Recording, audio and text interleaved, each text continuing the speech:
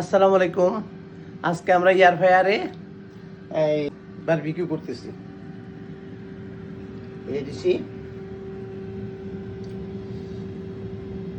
200 Celsius temperature 200 আর লাগবে 20 minute, 1 minute চলে গেছে।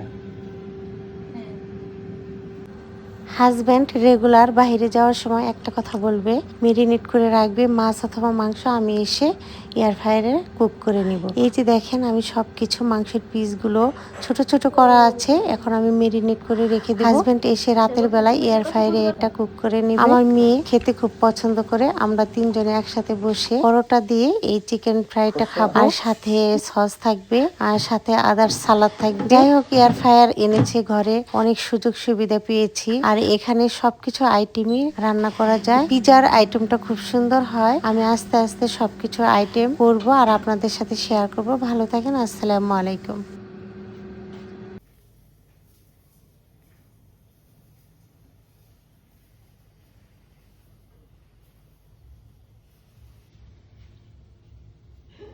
আসসালামু আলাইকুম। আজকে আমরা এয়ার ফ্রায়ারে বারবিকিউ করতেছি। এই দিছি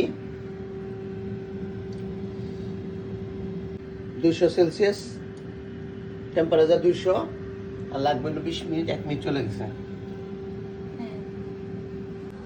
হাজব্যান্ড রেগুলার বাইরে যাওয়ার সময় একটা কথা বলবে, মেরিনেট করে রাখবে মাছ অথবা মাংস, আমি এসে এয়ার ফ্রায়ারে কুক করে নিব। এই যে দেখেন, আমি সব কিছু মাংসের পিসগুলো ছোট ছোট করা আছে, এখন আমি মেরিনেট করে রেখে দিব। হাজব্যান্ড এসে রাতের বেলায় এয়ার ফ্রায়ারে এটা কুক করে নিবে। আমার মেয়ে খেতে খুব পছন্দ করে, আমরা তিনজনে একসাথে বসে পরোটা দিয়ে এই চিকেন ফ্রাইটা খাবো। আর সাথে সস থাকবে, আর সাথে আদার সালাদ থাকবে। যাই হোক, এয়ার ফ্রায়ার এনেছে ঘরে, অনেক সুযোগ সুবিধা পেয়েছি। আর এখানে সবকিছু আইটেমই রান্না করা যায়। পিজার আইটেমটা খুব সুন্দর হয়। আমি আস্তে আস্তে সবকিছু আইটেম করব আর আপনাদের সাথে শেয়ার করব। ভালো থাকেন। আসসালামু আলাইকুম।